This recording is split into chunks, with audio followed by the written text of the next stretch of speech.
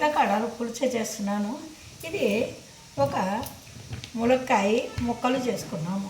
దానికి కావలసినవి ఒక 5 పచ్చిమిర్చి, 2 కరివేపాకు రెమ్మలు, ఒక పెద్ద సైజు 3 ఉల్లిపాయలు. ఇవి సన్నగా ఇప్పుడు తరిగి పెట్టుకో.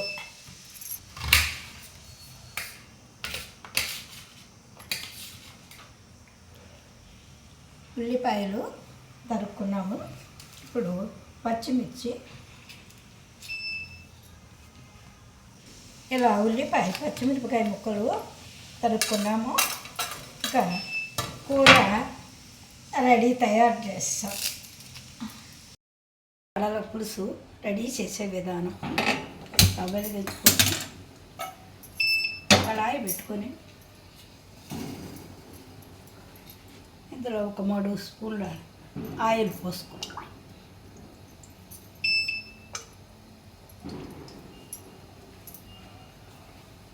జరిగింది ఇందులో 4 ఉల్లిపాయలు, పచ్చిమిరపకాయలు మొక్కలు తరిగి పెట్టుకున్నాము. అవి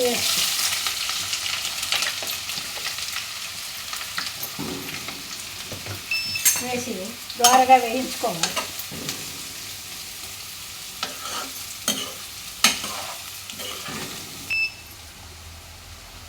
భోజనం పరబ్రహ్మ స్వరూపము. ఆ భోజనంలోకి మనము ఇలా ఏదో ఒక కూర రూపంలో తయారు చేసుకోవాలి. సంగీతానికి హంగులు సరిగమలైతే అందులో రచించేవారు, పాడేవారు ఎన్నో ఉంటాయి. అలాగే ఈ కూర కూడా వండాలంటే ఈ ఉల్లిపాయలని, పచ్చిమిరపకాయలని, ఇందులో ఉప్పు, కారం, కరివేపాకు, పసుపు, చింతపండు ఇవన్నీ కూడా ఒక ఘానానికి సంబంధించిన పరికరాలు లాంటివి. భోజనంలో కూడా ఈ కూరలోకి ఇవన్నీ మనం ఉపయోగించుకుంటూ ఉంటాం.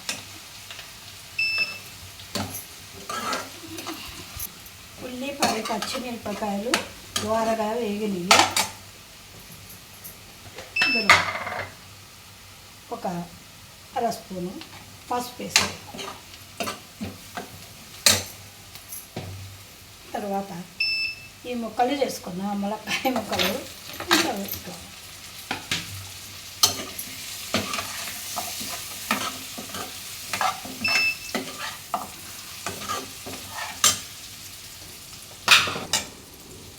రెండు స్పూన్లు సాల్ట్ వేసుకోవాలి.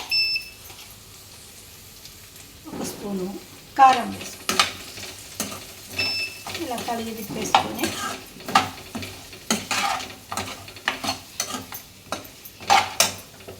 ఒక 1/2 లీటరు వాటర్ పోసుకోవాలి.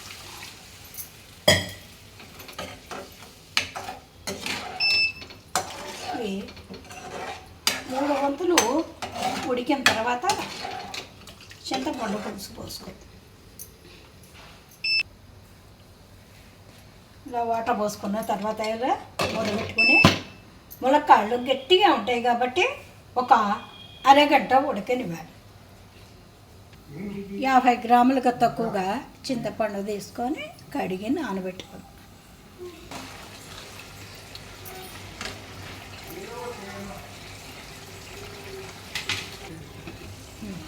ఇప్పుడు ములక్కాడ ముక్కలు ఉడికాయి. ఉడికిన తర్వాత వేసుకుంటే పులుసు బాగుంటుంది. ములక్కాడ ఎప్పుడు ఉడికిన తర్వాతే పులుసు పోసుకోవాలి.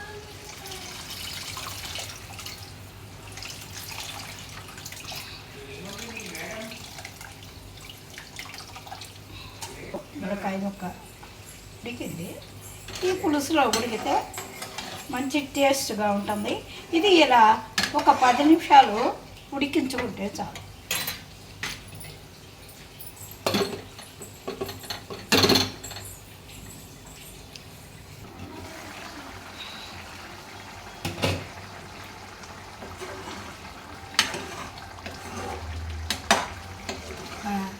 ములక్కాయ పులుసు కూర రెడీ. గుమగుమలాడే ములక్కాయ పులుసు వేడి వేడి అన్నంలో వేసుకుంటూ తింటూ ఉంటే చాలా రుచిగా ఉంటుంది. మీరు కూడా ప్రయత్నం చేయండి.